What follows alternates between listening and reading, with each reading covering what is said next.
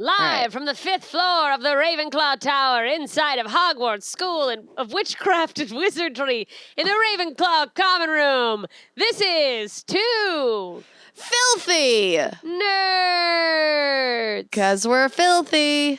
And we're nerds. And there's two of us. There is. 2 is the magic number.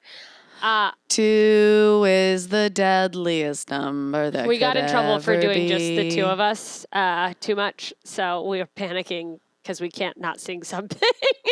2 God. is the loneliest I inhaled my number. own spit. Oh, 1's about to be the loneliest number when I choke to death on my own saliva. Oh, where's my water? Speaking of choking to death. That would be a terrible way to go, by the way, just choking to death on your own saliva. I mean, yeah, no one there to even watch you come. You're just drowning in your own juices. You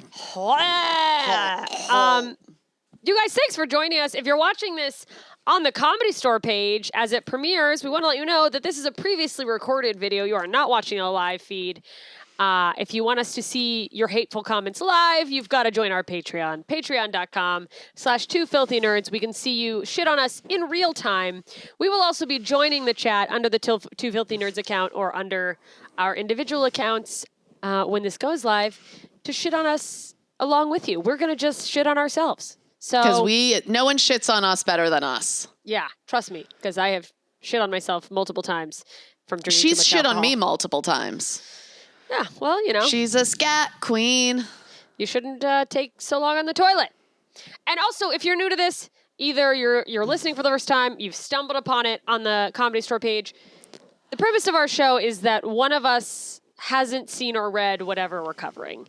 We have a really long Harry Potter season going on. So right now it's Harry Potter. So if anyone... And by the way, yes, we realize Harry Potter came out a long time ago. Everybody gets that. Yeah. I never read it, okay? Yeah. So now I'm reading it. Too busy getting laid, probably. Yeah. Whatever. Unlike you fucking incels who want to fucking leave hateful comments about women on the Comedy Store everything. I mean, yeah, no, if there's a pussy, they're like, that's not funny. All they do is talk about sex, and it makes me mad because I don't get any. I challenge every man to say something bad about a woman that doesn't include how unfunny we are, and that if we are funny in any capacity, we have to be joking about our pussies. I challenge you to just... Old hat, we get it. We got it. You hate us. You don't think we're funny. That because when we watch live, I'm looking forward to everyone saying how fat and ugly I am. So this is a great challenge. Okay, so I challenge you to find something besides the way we look, the fact that we have pussies, the fact that we talk about our pussies. By the way, guys, it's not an insult to say neither of us will make good mothers. We don't care. Yeah, no. If we wanted to be good mothers, we wouldn't be doing comedy. Yeah, we'd be mothers. We certainly wouldn't have a podcast where we talk about our pussies. We get it. Yeah. Because it's like, we all know who has this. time? We know we're disappointing our parents. We get that. But yeah. So just, come up with something creative. Do something original. Cut us in a way that actually hurts. Yeah. And really try. So, just so you know, that's the premise of the show. So if you think that you're witty coming in and going... Oh, there's never read Harry Potter? Yeah, that's the whole fucking point of the show. And if you don't like it, either fucking leave or continue to hate watch it. A view is a view. We don't give a fuck. We're glad you're here. We're glad you're still tuned in. We hope you're glad you fun. hate your lives and therefore want to shit on ours. Yeah. So thank you for tuning in live from your basement. If you want to be one of the cool people who are not ding-dongs.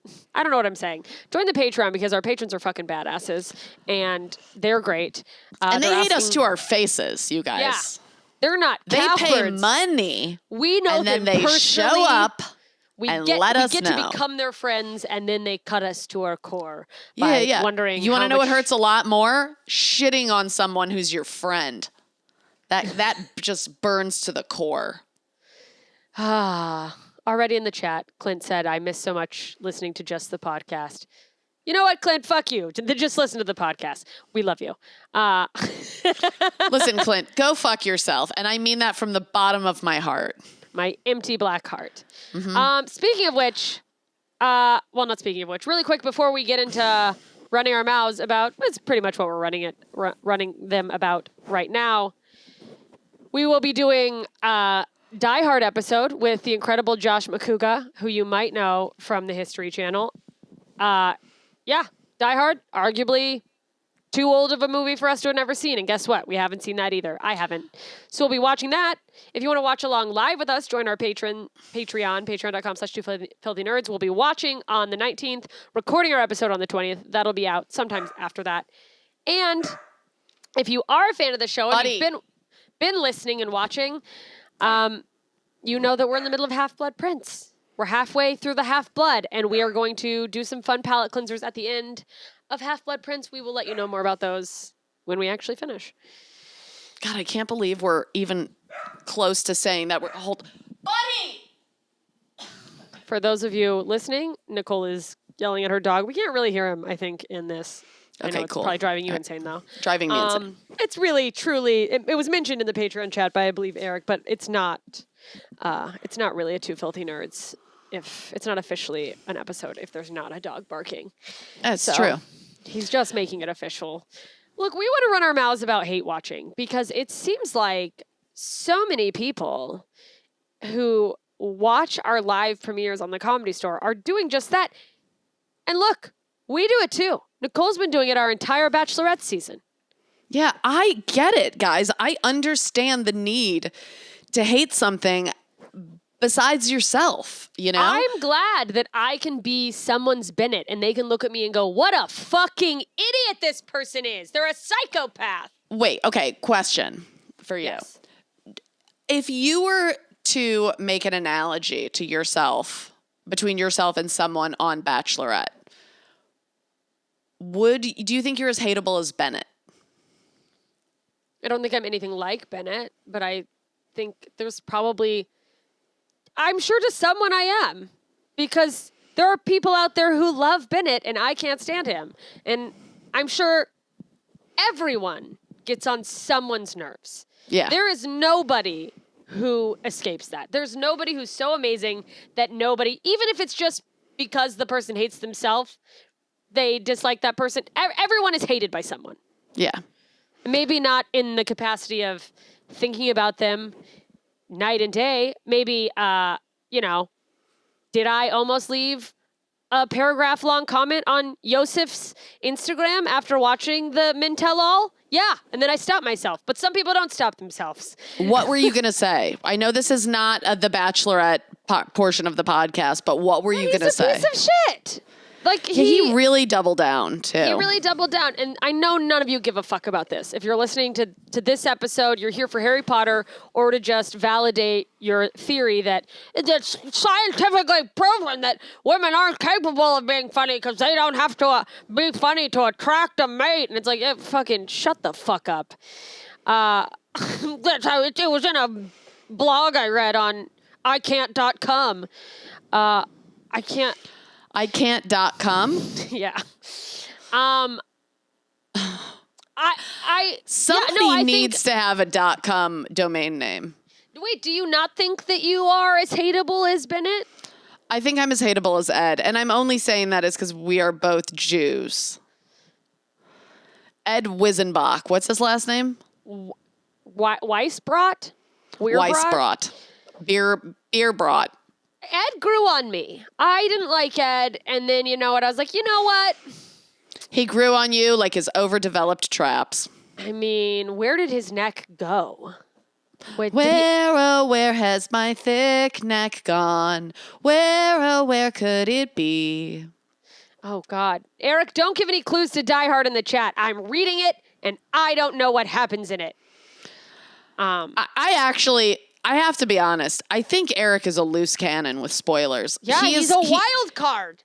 Eric scares is one of our me. Patrons. He's firing off in the chat nonstop, really walking a tightrope in ruining things that we should have had spoiled 2 decades ago. Just also some sort of a pop culture savant. Is there anything that you haven't seen, Eric? By the way, you guys, lots of fun one-liners, lots of fun jokes in the chat. So it is to me, it's worth the community we've built there, because I feel like it's a fun little group that are now, I mean, they're developing their own inside jokes about us and turning against us, frankly, like an angry mob. But Here's the thing. Here's how I feel about people who hate on the internet. You're lonely. We get it. So are we. Come over to our Patreon. Let's be alone together. Is that a name of a TV show? Yes. It was. Are we going to co-op it for ourselves? Yep. Did I paint it on a piece of cardboard at 2:00 in the morning before the show had ever come out because I drank 2 yerba mates and was having a manic episode? Absolutely. Absolutely. But I put "Let's Die Alone" together because I was losing my mind. We have fun here. Or you found it, because that, pretty smart. Let's die alone together. I mean, to circle back. You're a poet. I mean, I think that really drives home the point that nobody hates us like us. I mean, nobody will ever hate me more than I hate myself. The majority of what I love is that people can't hear all of the self-deprecation through my asshole jokes, and all they do is go, she just talks about sex. And I'm like, I just ripped on myself for like half an hour, but all you heard was cum. And you're like, all they do is be dirty. There's someone in the chat, by the way. For those who aren't familiar, I think this is a good question, Clint, and it truly shows how completely unfamiliar you are with The Bachelorette, which I honestly respect. We are only watching it to see what the fuck was going on with people who watch it. Though I admit I've become obsessed. He said, for those who aren't familiar with The Bachelorette, is he as bad as Umbridge or more like a Percy? First of all, The Bachelorette is a woman. So thank you for that gift. Mm-hmm. But I would say the person we were referring to, Yosef, who is a contestant who got kicked off, he is an Umbridge. Absolutely. Oh, yes. And Bennett is a Percy. 1,000% such an Umbridge. Bennett is a Percy. Where it's just, Percy means well, but he's so up his own ass about trying to have a good reputation and come off as, you know, the right person, as far as we know in this series. Whereas Umbridge is just straight up a piece of shit. Can I say for a moment? No one can hear you if you don't talk to the mic. Percy dies hard. You hope Percy dies hard? Do I want him to die with an erection? Yes, kind of. Or do I want him to just die in a really hard way? Both.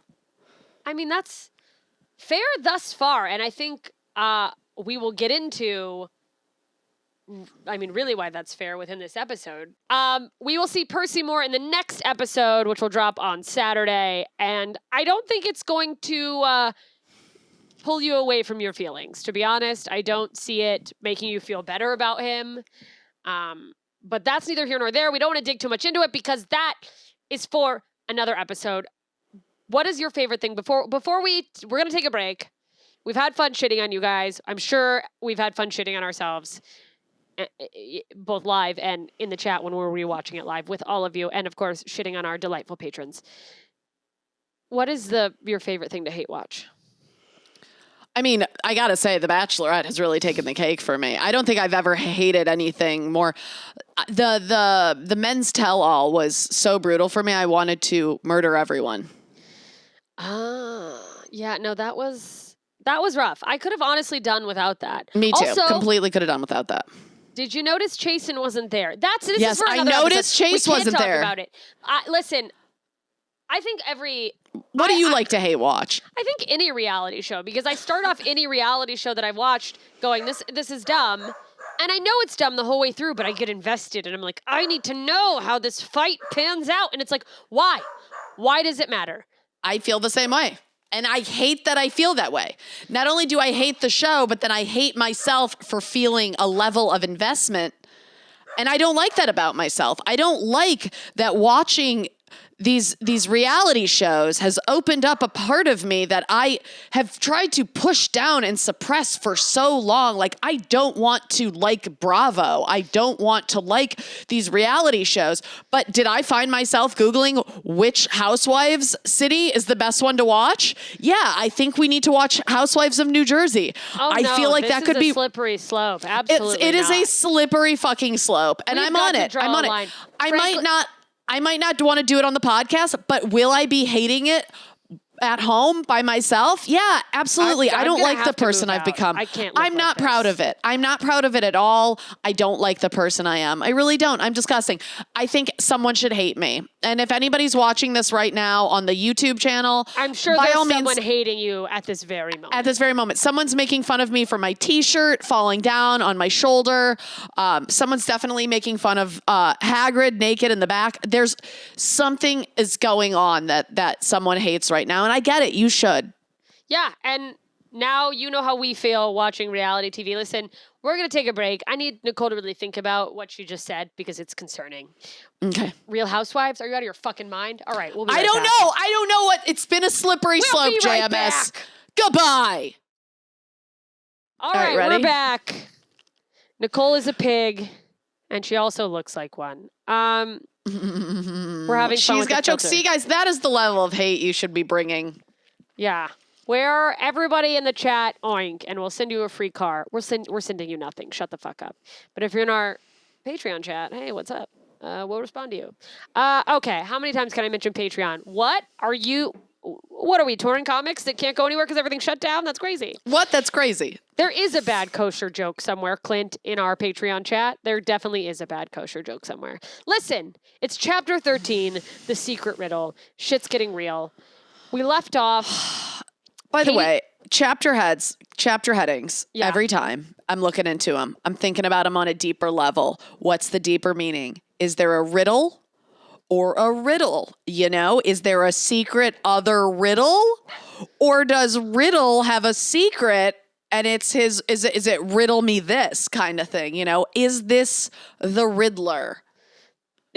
Does Jim Carrey's The Riddler show up suddenly in book 6? Exactly. That is what I am wondering. So you're not thinking, like, when you read this title, you're kind of like, it could be a multitude of things because we know Tom Riddle is Voldemort's name. Yeah. Yeah. But also, is there a riddle that we need to figure out? Absolutely. There's so many directions we could take this. And we're going to see what direction it actually goes. Everyone in the background, that's Andy. If you're watching this live, you already know Andy. If you're watching the YouTube comments, I'm sure you have something really nice and delightful to say. Just for the people on YouTube who don't know who Andy is the dude who throws it in jest from time to time. Right. Well, what a lucky guy, huh? All this, huh? Okay. We left off with Katie Bell being sent to St. Mungo's. She touched some cursed necklace. We're still kind of up in the air about where that came from. You know what was interesting to learn? What? Is that how she touched it. That it was just like a little hole in her glove. Yeah. And had she touched it more, she would have just died. Just dropped. Like, that's how potent that necklace is. I mean, somebody really wanted somebody dead. And now I'm like, okay, who was it? I, for a period of time, I was like, yeah, it's definitely Draco. I don't think Draco's smart enough to work with a necklace that powerful. It feels like an inside job. I mean, inside where? Inside of things. No, it feels like I think somebody's turned, is it Snape? Was Snape orchestrating everything with the necklace? I don't know. Maybe. Somebody from like the Order of Phoenix or something? Mm-hmm. Order of the Phoenix? Why were there 2 Order of the Phoenix people there? Who was there? Tonks and who else? Tonks and what's the fucking guy's name? Who was stealing the shit? What the fuck is his name? Mundungus. That's, I mean... And Mundungus is super shady. Super shady. He's hawking some shit that belongs to Harry, just over Sirius's dead body, just stealing shit, hawking it. Yeah. And then Tonks has just been all kinds of shade and all kinds of weirdness. She has definitely been off. She's depressed or something's up with Tonks. We know that. So, I mean, that's not a weird assumption. We go from this, By the way, what if it's Tonks just had her period this whole time? She's like every time she's in a bad mood, it's just that time of the month. Oh, like just every time we see her, it happens to be her period, and people are like, she's being strange, and it's like, yeah, no, she's just bleeding. She's like, I'm hemorrhaging. Yeah. It's just, she's just a lady, and it's lady time, and you just get so upset you can't even change the color of your hair by wiggling your nose. It's crazy. Harry goes to I forgot she can do that. I don't even know if she has to wiggle her nose. I think she was changing her nose and also changing her hair at the same time. But anyways, we go to Dumbledore. Harry has a private lesson with Dumbledore. They're going in the Pensive, and they go in. It's Dumbledore's memory of his first meeting with Tom Riddle, back when Tom Riddle was at the orphanage. So Dumbledore gives a background to Harry. He says that once Tom By Riddle... the way, really looking forward to who plays young Tom Riddle. Really? You're like, is it going to be a tasty delight of an actor who grew up to be hot that I can follow on Instagram? Cannot wait. Oh, the 12-year-old in the film that is now an adult. Uh-huh. Yeah. Can't wait. Because they keep describing him as hot. They're like, he got his father's looks. He doesn't look like his gnome mother. Because women who are witches look like witches. Well, in that case, guess who's a witch? This old witch, huh? This old witch, she played witch. She paid with her big old snitch. That was a good one. Mm-hmm. Okay, so Dumbledore fills Harry in. Tom Riddle left Merope. Because we know from, I think, the last chapter, Merope was casting love spells on him. Not last chapter, but last episode. To get him to fall in love with her. So he left her because she's like, I'm not going to do love spells anymore. And then what, you just thought he was going to like be in love with you after you've been lying to him and putting spells on him the whole time? Fucking dumb, in my opinion. Or maybe she just didn't want to deal with the lie anymore. She had to sell all of the shit she owned to get money. So the Slytherin family locket at Borgin and Burke's, which, by the way, she sold it to Borgin. I forget his first name, but his last name is Borgin, for 10 galleons, which is extremely undervalued because she didn't know the worth of it. Because nothing. What exactly is that locket? What we know is it is memorabilia directly from Salazar Slytherin. Okay. The head of the person for who Slytherin House is named, one of the 4 founders of Hogwarts, a very powerful wizard who defected at some point, as mentioned in the Sorting Hat's song at the end of last year, or maybe the year before. He kind of defected and went his own way. It was very, pure blood this and pure blood that, and no mudbloods on my watch, or whatever the fuck. Very Hitlerish. Very Hitlerish. Yes. Buddy. Slytherin. Okay, I tried to make a pun and it was bad. Surprise! Slitler? Slitler. Sounds like a porn that has Hitler in it. It's just does. Lesbian porn. Just with a woman dressed just a bunch of slits smashing. Mein cunt. Okay. Hey boys. So she sold this stuff to try to get money. He of course fucked her over because it was an amazing deal. That locket wasn't the same. Was the locket the same necklace? No, I don't think it was. Okay, no, it wasn't the same necklace that Katie Bell got cursed with. So she sold this stuff. She gave birth to Tom Jr. at an orphanage. She died soon after. I'm not entirely sure. I wasn't clear on how she died. Giving probably, I would imagine that birthing one of the most evil creatures ever to walk the earth probably takes a lot out of you. He probably somehow sucked out part of her soul on his way out just to give him a little extra something. I mean, I've had some pretty aggressive duties in my time. I get it. But also, people die giving birth, and nobody talks about the fact that, that still happens. Nobody mentions it, by the way. In first world countries, people are just, whoops-a-daisy, I guess she didn't make it. Yeah. But people are like, so when are you going to have a baby? As soon as they perfect having a baby, that's when I'll have a baby. As soon as the baby can just go, good evening, madame, and help salutations. itself out, where I don't have to push. I'll have a baby as soon as you can guarantee that my husband will watch both the head of the baby and a giant turd crown when I'm trying to push the baby out. Oh, that's sweet that you think it's just going to be a turd crowning. Oh, it's going to explode out your asshole. I thought you were going to say your pussy is going to rip all the way to your asshole. Your whole body's going to canoe, and then just liquid shit's going to come flying out of it when you have a baby. Wow, it's crazy that me having a baby is nearly the exact same experience as you recanting a party in college.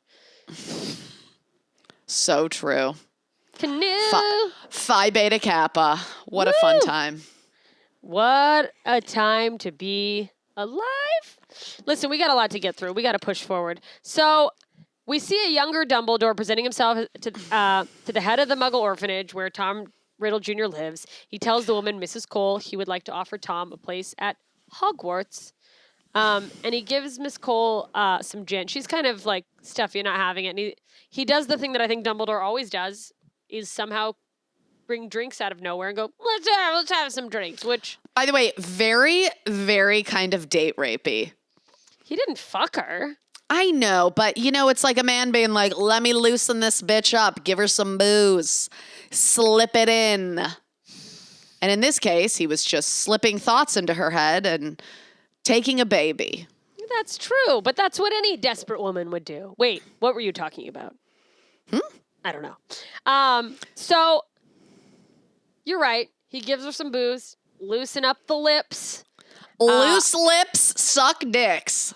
Yeah, they do. Phi Beta Kappa. It's a callback. She tells Dumbledore Tom is a little weird. She basically alludes to the fact that he's a bully. She tells him a story about they did a summer outing by the ocean where Tom took 2 of his fellow orphans into a cave. And then when they came out, the two were like never the same, but they maintain nothing happened. And he also hung his animal. Yeah. This is some conduct disorder level shit that when I was pre-med and I worked in a mental institution for children, this was the sort of thing I would see when I worked there. Was children hanging rabbits?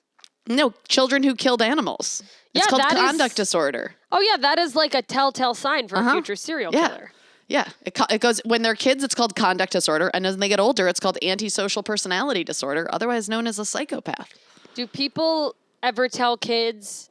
I mean, to me, and I don't know if it's because I've read up on serial killers because I've had an absurd amount of friends murdered, so I seem to have accidentally wandered into the psyche of what goes into murdering someone. When a psychiatrist tells a parent your kid has conduct disorder, do they go, by the way, that usually can lead to this and this, or do they just hope that the parent knows? Actually, I was never there for the part where they told the parents. The one kid that I worked with when I was at the mental institution who had conduct disorder had been, he had been institutionalized by a member of his family, and he had gone through so many different, members in the family, actually. And ultimately, I think it was his aunt who brought him in. But I don't think they ever explained, to the family what the progression of it is. I think the whole family was just kind of like, all right, he belongs to the state now. Bye. Wow. I'm sure that will help him recover. Yeah. Absolutely. Although absolutely. I don't know how many people, quote, recover from antisocial personality disorder. That's neither here nor there. We've got to move along. We have a lot to cover in a little bit of time. Dumbledore gets to meet young Tom. Young Tom is very defensive. He's very combative. He clearly is he is not trying to hide the fact that he's an asshole. Yeah. And Dumbledore offers him, a place at Hogwarts. And Tom is immediately suspicious. He thinks that this is a trick. Dumbledore's from wherever Nicole used to work, the state asylum. They're going to take him away. You're going to put me away. Yep. And he's like, no, that's not what it is. We're a school of magic.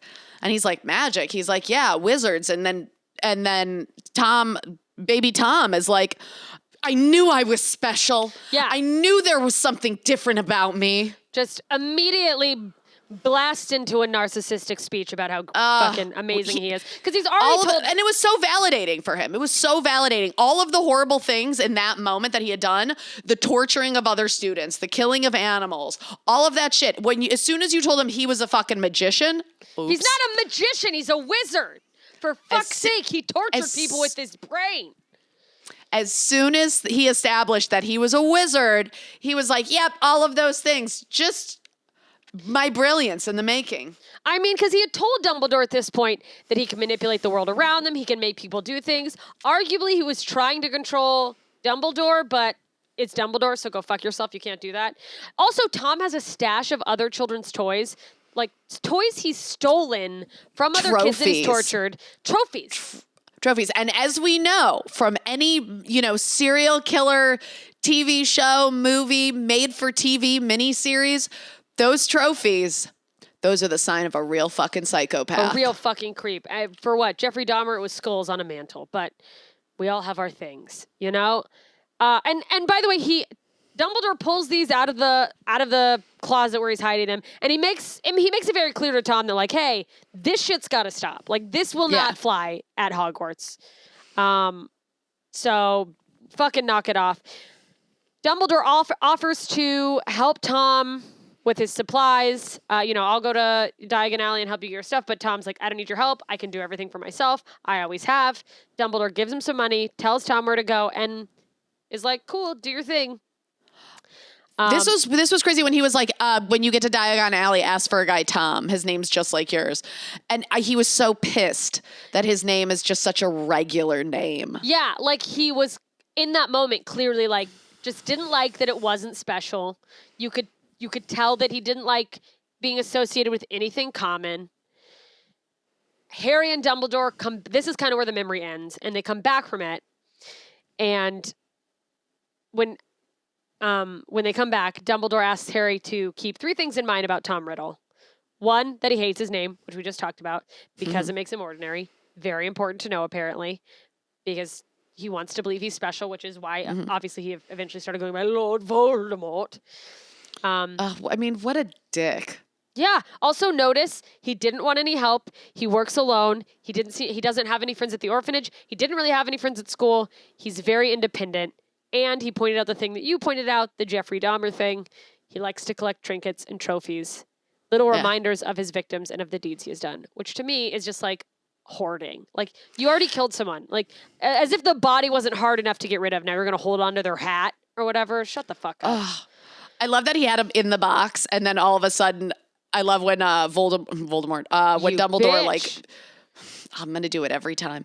When Dumbledore was like doing his magic and bringing it out of the closet, and Tom was like, wait, what, how, what? How do you know about that? Yeah, because like that, for someone who's been spending this whole time, like, I know I'm special. I can do things, to go like, oh, I'm not. Like, am I, like, wait, there's someone really who's more special? clever than me? Hey, like, are you really that special if there's a whole school for people like you? I don't fucking know. Anyway, that's neither here nor there. We press on to chapter 14. Chapter 14, Felix Felicis, which we know is good luck potion. It's funny, whenever I hear the titles, as I always do. Yes. I get excited, and I'm like, what would be he using Felix Felicis for? This was a fun episode. I mean, this was a fun chapter. I love this one. Oh, Harry, you clever boy. Sorry, Clever girl. What's that from? Choked on my own saliva. Clever girl, that's from Jurassic Park. That is Jurassic Park. One of the only lines I'll ever recognize in pop culture. Because I've seen that. Have you seen that? Oh, yeah. No, we'll have to find somebody who hasn't. There must be someone. All right.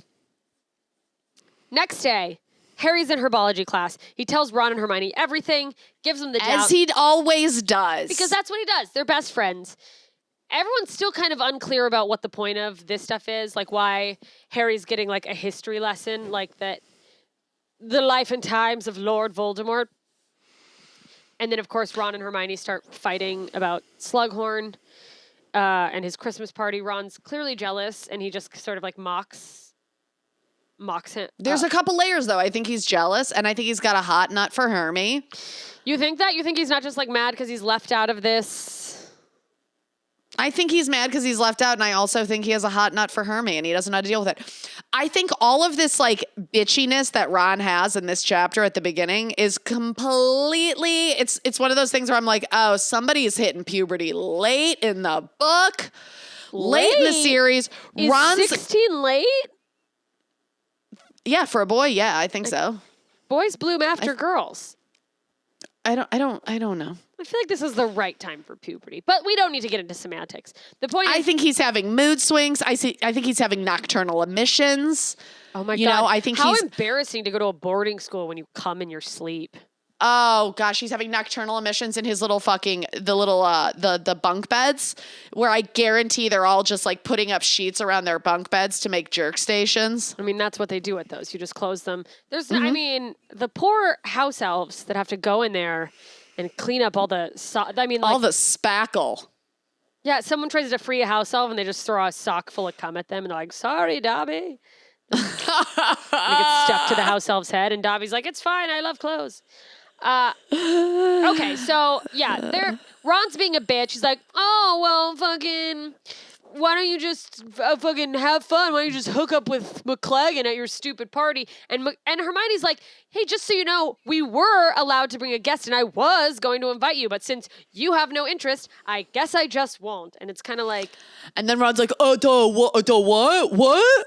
I can't. And Harry's obviously thinking like, well, what would happen if they did hook up with each other? Because it's like, I mean, it's palpable sexual tension is what's going on. By the way, I think it's funny that, is this the first time Harry has had the epiphany that his two friends might be down to smash? I think so. I don't think it was, in my opinion, I think there's been evidence of Ron having tinges of jealousy. You know, when in the Goblet of Fire, when Hermione dated Victor Crumb, but then it was arguably like, does he just want to suck Victor Crumb's dick? What's going on here? But I don't think it's been clear that. I don't think it's been obvious that Hermione likes Ron. Yeah. But I mean, that's a huge thing to consider when you have friends that date. It's honestly a fucking nightmare. I also really like when. Harry starts getting the feels for gins. Well, don't jump ahead from where we are, okay? Sorry. Because we're not there yet. So look, Katie Bell, still in St. Mungo's. She's on the Quidditch team. Quidditch is coming up, so Harry asks Dean Thomas to take her place because he did pretty well in the tryout. And Dean's like, I can't wait to tell Ginny. And that's where we start to notice.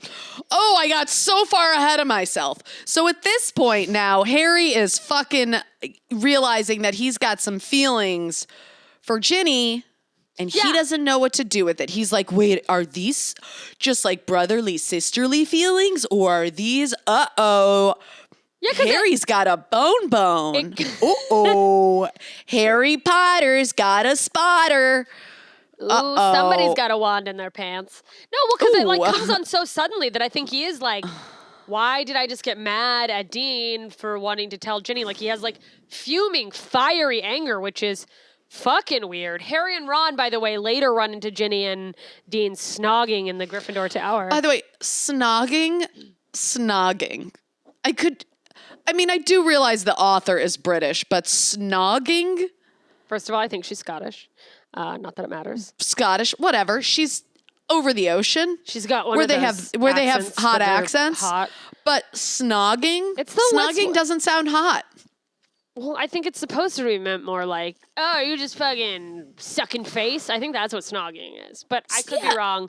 I don't understand cultural references because I'm a fucking moron. Now, snogging, honestly, it sounds like it's like a guy came in your mouth and then suffocated you to death with his cum in your mouth. That's what snogging sounds like. Whenever a guy, let me just be clear. Let me speak on behalf of men. Speak on. As a man trapped in a woman's body, as a gay man trapped in a woman's body, that's not true. But the point is it? We don't know. Not sure. We're not sure. Listen, the point is, what do you feel like, you know? is every man's goal when he comes in a woman's mouth. Like we go like, that It's could true. have killed us. Nothing would make a man happier than if he cummed a woman to death. Yeah. Could you, if he's just like, Very my load true. was so big, she drowned. No, It was so big. It was like I was me I'm waterboarding wrong, people in her. the I comments. tortured her to death with a big hot load. She just- By the way, what if your load wasn't even hot? What if you loaded a girl to death with like just a room temp, like a lukewarm load? how hot are the loads you're swallowing, and how much hot sauce are the people you fucking eating? You know, that's a good question. I I've never, recently like, swallowed burnt a my load. mouth on cum. Maybe we should stop calling it a hot load then, because It's a 98.6. If it's a hot load, he probably has COVID. Check his temperature. It's too hot. Your cum is hot. I think that you're sick. That would be a weird thing to have happen the with someone who you- diagnostic process is just a dude blowing a load in a girl's mouth, and we're like, yep, you got COVID. Yeah, it's not looking good for you. So listen, they run on, they come across the snogging. Ron is pissed, and Harry is still suppressing the fact that he's like weirdly jealous, but Ron and Ginny get in this fucking screaming match. And to go back to what you were saying about him being a late bloomer, Ron's like, oh, you're embarrassing with all the PDA. But Ginny's like, you're just jealous because literally nobody's ever kissed you. She literally did what we do to did at the top of this to whoever's watching this live. Is like, no one wants to fuck you. No one wants to fuck you, you incel. You've never Get your snogged dick anyone. wet and stop being such a fucking loser. Yeah, she's like, you're the only one who's weird about it. Even Hermione's snogged is the word she uses, made out with Victor Crumb, which sends Ron into a furious panic. He's just like enraged. He's like crazed with anger. Yeah. Which is interesting. Why is he so crazed with anger? What could it be? What could his horny anger be? Yeah. We may never know. But next day at Quidditch practice. There's nothing scarier than a man who's horny and can't get any. I mean, truly. Did you hear about that man in Toronto who just ran people over with his car? Again, there was another man it was who an old one. It's the same story. I don't think anyone's running people over there, but there was an incel who got out and he ran people over with his car because nobody wanted to fuck him. And he's like, I had to kill him. But it's like, well, did you fuck him? Did you fuck them? Or why? I just don't understand why if you need to get fucked that bad, why wouldn't you just get a prostitute? I don't know. That's what I don't get. Is there anyone who You're not a law-abiding citizen. You're not a law-abiding citizen if you're willing to plow people down with your car. Plow a bitch down with your dick. Give her some money for it. I will say the day that story broke, I had a tweet loaded in my Hootsuite because I was like, I'll load my tweets ahead of time and auto-schedule them that said I was so horny that I felt like killing someone, and I deleted that tweet because I was like, well, you can't have this news story out. But the thing is, everyone was, never mind. I almost got mad about a thing I turned into a bit, and I don't need to be doing bits on the podcast. You know what? That is one of my favorite bits of yours. It's just... Oh, you're so horny, you killed someone? You could kill someone? No one is that horny. And it's like, never, okay. Never. Like, we're built to eat and fuck, and you've never been like, ugh! Those people are lying or there's something wrong with them. Frankly, that's who we need to be concerned of. The people who have never been so horny they've even thought about punching somebody in the head, red flag, in my opinion. That's the real conduct disorder. That is the real conduct disorder. But anyway, they're at Quidditch practice. Ron is angry and pissed and being a bitch. He's like, this is so annoying. I don't know if you've experienced this on sports teams. Someone criticizing everyone and they're the worst player. Oh, the worst. Why are you yelling at everyone? Everybody knows a Ron. Again. You know, and I know somebody came to Ron's defense on our Instagram. Someone sent you a message about how Ron is really, truly a Gryffindor. No, he's not. I'm going to stand by this till the day I die. I think he is. I think that he keeps Ron's a going. bitch. Yeah, but I think you can be a bitch and still be brave. And that's, unfortunately, that, in my opinion. But listen, he's not helping himself. Like, the whole team is now discouraged because they're like, great, he's yelling at us. Meanwhile, he's playing like shit. We're pretty sure we're going to lose because he sucks. Ron is pretty sure they're going to lose because he sucks. He says he's going to quit the team. And Harry's like, you're not quitting the team. You're fine. You just need confidence. You are the only issue with your ability. Yeah, you're your problem, Ron. Yeah. You're the fucking problem. Yeah, it's like all you need to do is believe in yourself and you'll be fine, which we've seen in the past. We've seen him do well.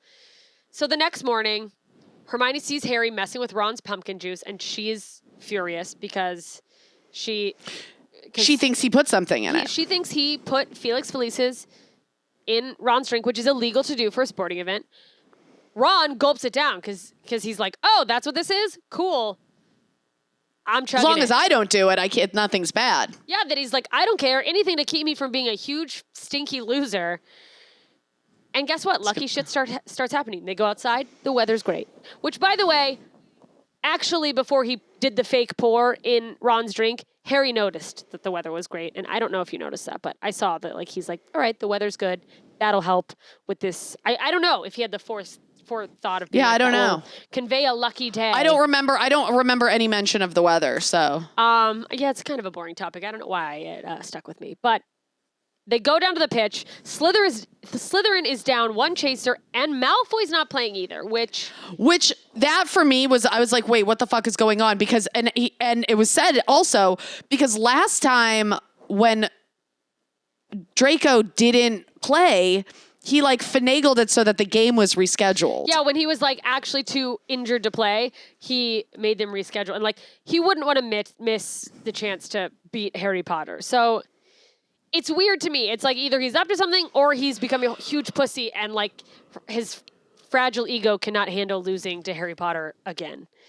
But they fucking have a great game. Ron has the best game of his life. He leads the team to victory. They fucking crush it. Barely. Harry, like, has to pull out a quick one getting the snitch, but they were way ahead. He gets the snitch. They win. And Ron crushed it. Ron had a great game. I'm just going to say this because our producer, Sam, is looking at me like he doesn't know what I'm talking about with the snitch. So if anyone is listening and they're like, what are you talking about? The Slytherin was about to get the snitch. Wait, what is that position? Seeker replacement was about to get the snitch. Like, he went by and Harry thought he was just going a different direction. And then he's like, oh, fuck. And then Harry talked shit. Fuck, I wish I remember what he said. But he said, oh yeah, he's tailing him. He's right on his ass. And he goes, how much should Malfoy pay you to come play for him? And of course the Seeker's like, ooh, and then, skirt, bitch, you lost. Skirt. So Ron's like over the moon. And Hermione's like, I can't believe you did that. How dare you? And Harry's like, what are you talking about? And she is like, you put Felix Felicis. And that's illegal. And nah. And he's like, I'm a fucking no, I didn't. Dork. Yeah, he pulls out the whole bottle. He's like, it's still here. And he's like, it's mental. All you needed to do was believe you could do well. And Ron's excited, but like, he's also mad because he's like, sorry, you didn't think I could do well, Hermione, without Felix Felicis? You thought the only way we could have possibly won was with the potion? Wow, thanks for the fucking vote of confidence. Obviously, not great. They're already not on great terms, and now she's embarrassed. He's pissed. Really quick. Yeah. Do you think, because this whole time he's like, he's snogging real hard with Lavender Brown. This is his whole new... He's not till after this game. Until after this game. So now afterwards, from this point on, he's just snogging like crazy. Do you think, because of the use of the Felix Felicis, and we know about like potions, and we know that there's, a luck potion and there's a love potion, do you think maybe how much of a turn Lavender Brown had? Do you think maybe Ron slipped her a love potion? I could see why you would think that, and there's always that possibility. Which is, by the way, date rapey. Yeah, but I don't think that's the case. I think women are like, oh my God, successful Quidditch player. Like, women are horny for victory. Yeah. And someone with, quote, power. And this is Harry Potter's best friend. Not only is this the keeper that just won the game for your house, this is... But he's the best friend of the chosen one. The chosen one chose him to be his best friend. And at the age 16, like, this is middle school, high school age, all most people are doing is like desperately searching for some type of clout to seem relevant to their peers. Yeah. Please, God, just let me be considered someone who's kind of cool or whatever. So I think she just had googly eyes for him because she's like, oh, that's a cool person to be associated with. Some upper. It's like paid regular dick at the Comedy Store. Yeah, that people are like, wow, his name's on the wall. Meanwhile, he lives in his car and he smells like old cheese. And he is me. I don't live in my car. I'm kidding. We're fine. But she does smell like old cheese. Yeah, because I am a connoisseur of fine cheeses. Yeah, because I'm carrying an old cheese. She's a real cheesehead, this girl. A real cheesehead. Pocket full of sharp cheddar, and you don't get this body by not eating old cheese. Okay. She got the body of a brick of cheese. So a body of a brick of cheese. I mean, that was pretty hurtful. A body as tasty as a sharp cheddar. There's Andy in the background. He loves my sharp cheddar body. She's delicious. Anyways. And I'm lactose intolerant. All right, you guys, we're going to take a break, and we will be right. We didn't even finish what the chapter was about.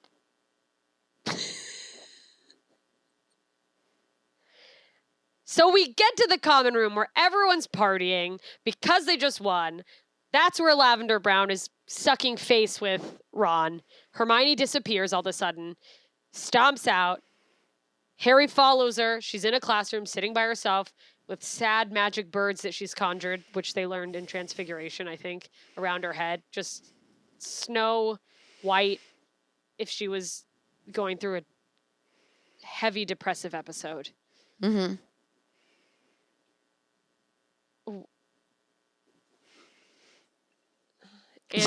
Andy now asking me to turn the camera after he's already been in the background. Okay, everyone can hear you. This is live on YouTube.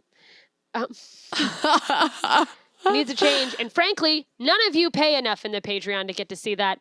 Patreon.com/2filthynerds. So you can see... Where you can see Andy... in his clothes. In his panties. You can also see him probably right now where this is streaming late. Anyways, she's boo-hooing. Harry's like, what's wrong? And she's like, I'm fine. Ron and Lavender accidentally stumble across the classroom because they're looking for a place to make out, but they were making out in the room. I feel like maybe there were going to be some magic fingers happening. I don't know. Ooh, somebody's getting wanded. And Hermione's, of course, like, I'm sorry to be taking up your space. And on her way out, she sends all her magic birds. She pulls a full Alfred Hitchcock and just birds all over Ron, attacking and pecking his face. When are they gonna fuck is what I want to know. We'll find out. Maybe. I don't know. We're going to take a break now, and we'll be right back. And we are back. Chapter 15, The Unbreakable Vow. Yeah. And I mean, you're obviously already...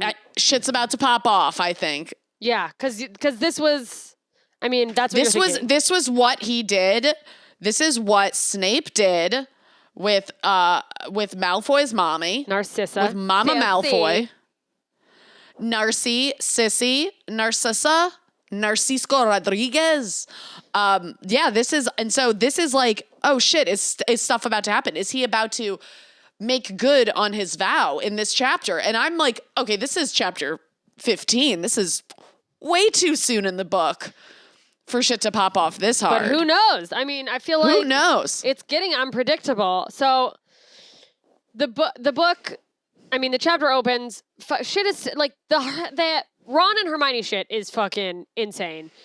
Yeah. They hate each other. Like, these two hate each other, also need to fucking smash. Yeah. Snog. Throw it in. Raw dog a bitch. But that... Barebacker. Do something. Yeah, and that does not seem to be on the horizon because they are at odds. Hermione is in I can't fucking stand Ron mode. Meanwhile, every girl in the whole school wants to blow Harry. Like, it got out that people are allowed to bring dates. Slughorn is having a Christmas party and you can have a date. Yeah. So everyone's trying to, like, butter up to him. Romilda Vane tried to slip him Harry a love potion, but Hermione warned him about it in advance. She was trying to give him some chocolate cauldrons with fire whiskey or some shit. Bitches are just out there trying to throw that boy pussy. I mean, yeah, he's the chosen one, and they're like, choose me. So he tries to put an end to it by he just asks Luna Lovegood. He's like, I'll bring Luna Lovegood. She's a And friend. then he's like, but just as a friend. We're just friends. She's like, I would love to. I've never been anywhere as a friend. Which was heartbreaking, but Heartbreaking. And very also, sweet. God, I love Luna Lovegood so much. Why can't he end up with her? You don't But know he's that he gonna end up doesn't. He's gonna end up with Ginny because they're the two best wizards in the school. I'm sorry. Do you think that Ginny is one of the two best wizards in the school? I said they're at the top of the list. You know? No, she just I think did one good hex. She's fine. She's promising. She's better fine. than Ron. She's not better than Hermione, Ron. though. No one is. Not Hermione, but he can't date Hermione because Hermione's gonna end up with Ron. That's what you think. Anyways. You know what? What if Hermione's fucking gay and she ends up with Ginny? Or Luna. Why are we still leaving Luna in the dust? Also, Luna. that you think that Ginny is a Luna brighter... and Hermione. That you think Ginny's a stronger witch than Luna is shocking to me. That's neither here nor there. The important thing is... So he's like, I'm gonna go with her as a friend. Hermione's going with McLaggen. Yeah. Just to piss Ron off. Absolutely, just to piss Ron off. They get to the party. Harry spends most of his time avoiding conversations with... There's like a bunch of celebrities there who are like trying to suck each other's dicks and be like, look how famous we are. If it was right now, they'd all be taking selfies of each other for Instagram to be like, look who I hung out with. This is crazy. Yeah. It would be like a who's who of IG stories. Yeah, like he just doesn't give a fuck. He meets this guy Sanguini who's a vampire, and there's some other guy who's like, I helped to write a book. You should write a book. He's like, I don't want a fucking book. By the way, this was the first time I've heard about vampires. Like I'd heard about vampires, but the first time we've met vampires in the series, right? Yes. This is the I don't, only because mention I'm of like, I'd never, like I'd known about werewolves, obviously because of Loopy, but vampires was a new thing for me. Yeah. Well, it's fucking, the wizarding world gets bigger and bigger. There's a whole community. Luna Lovegood said something about the new prime minister. The new minister, the minister of fuck Minister you of guys. Magic? Thank you. She was like, oh, he's a vampire according to my father. He said she was a vampire, or he's part of. She said that he was a vampire. Weird, and then they're all part of some sort of whatever the equivalent of the Illuminati is. I can't remember the word, but like. Yeah, something like that. But then that never. I feel like that was a seed that a little nuggy nugs that JK dropped. Oh, I guess that hasn't paid off could yet. Be a thing. I just assumed it was another Luna crazy moment, but you could be right. Who knows? They run into Trelawney, who's shit-faced because she's an alcoholic. By the way, I love the way they speak about butterbeer at, like, Harry said at one point, he's like, when, I can't remember if Harry said it, but at some point someone said, when we're all on a lot of butterbeer at Slughorn's Christmas party. I'm like, wait, is butterbeer booze? I still am kind of unclear about that. Does it make you loosey-goosey? Maybe it's just all the sugar? Because I feel like you don't have to be a certain age to order it.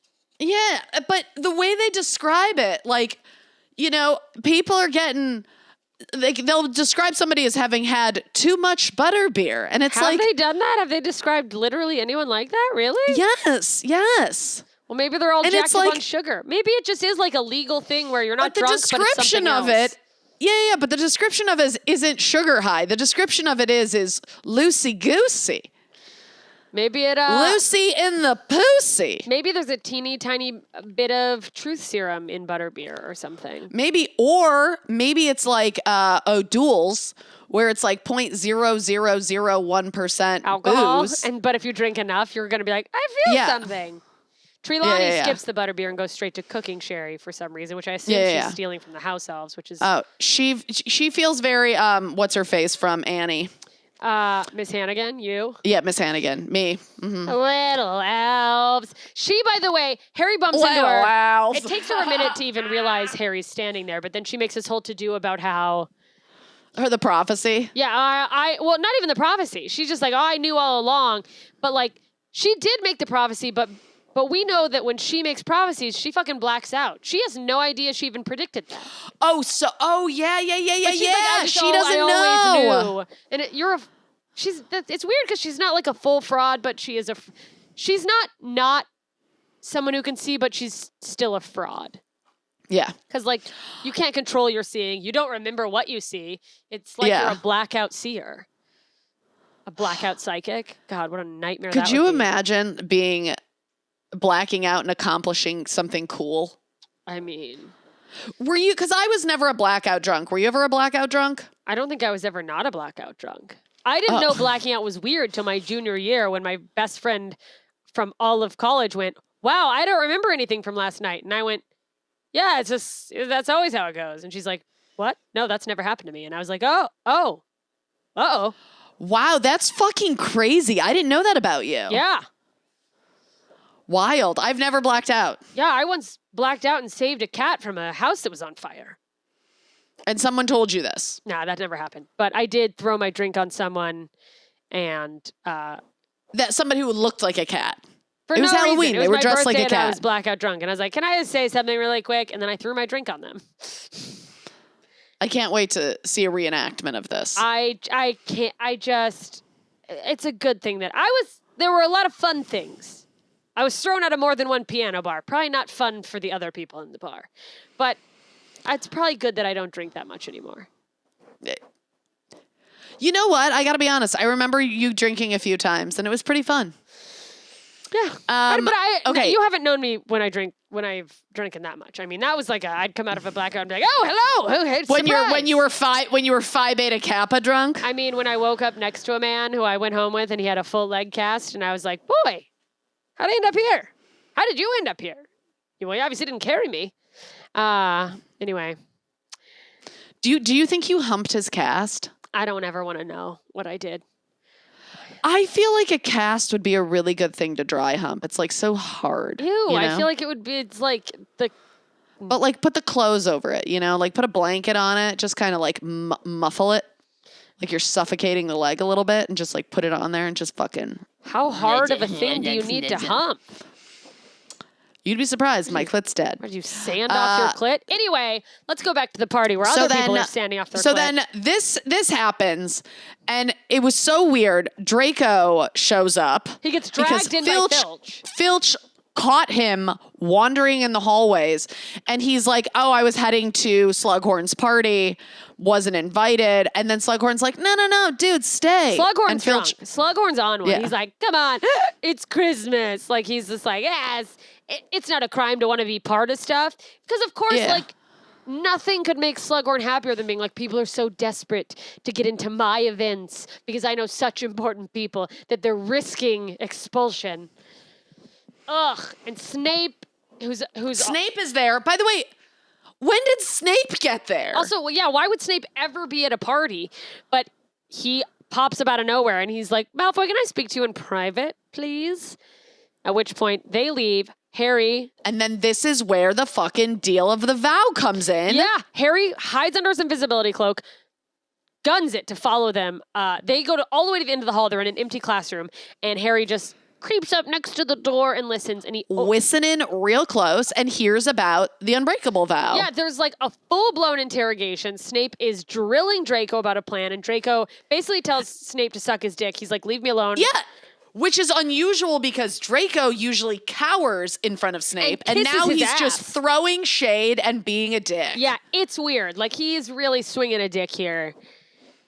And he's like, mind your own fucking business. I know you're just trying to find shit out. And you're right. And Harry over here is about the Unbreakable Vow, which is not a thing Harry's familiar with. But Snape is like, I fucking made a promise for you. And Malfoy doesn't care. Here's the thing. He's like, I made a promise with your mother. Harry hears that.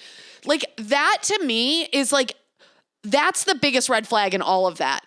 Not that he's up to something. Not that the fact that Snape made an unbreakable vow with Narcissa is like, to me, that's the biggest red flag. Yeah, ding, what ding, is ding. he doing?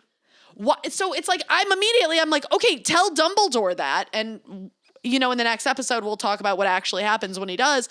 But I'm like, oh my God, that's the evidence. That's the nail in the coffin. Yeah, he's a fucking bad guy. Yeah, all this time you've been like, I don't know Dumbledore. And now you're hearing him say the wife of one of the Death Eaters who went away, he made an unbreakable vow to, whatever the fuck that means. You are sleeping with the enemy. Yeah. It's like something is amiss for sure. Absolutely. And by the way, Draco doesn't give a fuck what Snape did. He doesn't need Snape's help. He's not telling Snape anything. He clearly doesn't trust Snape and he doesn't want him involved. He's like, fuck you. And I think this does, like, it makes Harry feel like he's getting closer to something, but you're right. I think that the big thing is. Yeah. That's just, that in and of itself, the fact that he made an unbreakable vow with a Death Eater's wife. So to me, it's like, where could you be a good person in all of this? Yeah. And the fact that, like, it is weird because you hear, Harry's hearing him going, okay, he's obviously a Death Eater, but then hearing Draco, who he assumes to be a Death Eater, not trusting Snape. So that's an interesting dichotomy. And meanwhile, still hyper-focused on, like, what the fuck? I know Draco Malfoy's up to something. But, I mean, would it be Harry Potter if he wasn't obsessed with what Snape or Draco Malfoy was doing? I don't know. He's always Wouldn't be Harry Potter. Absolutely not. He wouldn't. I mean, that's really the whole chapter. We've got the Unbreakable Vow. No one knows. I mean, we do know. I was like, no one knows if Hermione survived the party. She spent the whole time hiding from McLaggen, who, no surprise, is a pig. McLaggen. And I'm sure Luna Lovegood entertained herself and those around her with her witty catchphrases and weird facts. Loony Lovegood. About whatever. Yeah, Loony Lunar Lovegood. What a name. All right, you guys. Tune in for the next episode where we will get into chapter 16, 17, 18. We've got him talking to Dumbledore. We've got things unfolding. Will Ron finger Lavender Brown? What's going on with Hermione and McLaggen? Will Lavender Brown choke on his little red rooster? Listen, if you're not already, follow us on social media at Two Filthy Nerds. We're posting lots of fun videos over there. We're doing some fun Squatty Potty content, but we're also just doing fun content, and tag us in your silly Two Filthy Nerds related memes. We'll share them on our page, and we would love to chat with you over there. We just did a giveaway for Squatty Potty, so we had a lot of great winners over there getting some really cool shit. I know I said it a million times, but if you would like to support the podcast further, you can subscribe to our Patreon at patreon.com/twofilthynerds. And if you don't want to subscribe there because you can't afford to pay money, but you do want to help, subscribe on iTunes or wherever you listen to podcasts. Leave us a rating. Leave a review. We'll see you next time when we head to the Burrow for Christmas and get into why Percy's a piece of shit. To the Burr. That's right. Christmas at the Burrow. Everyone's getting ugly sweaters. All right. Goodbye. Except for one person. All right, you guys. See you next week.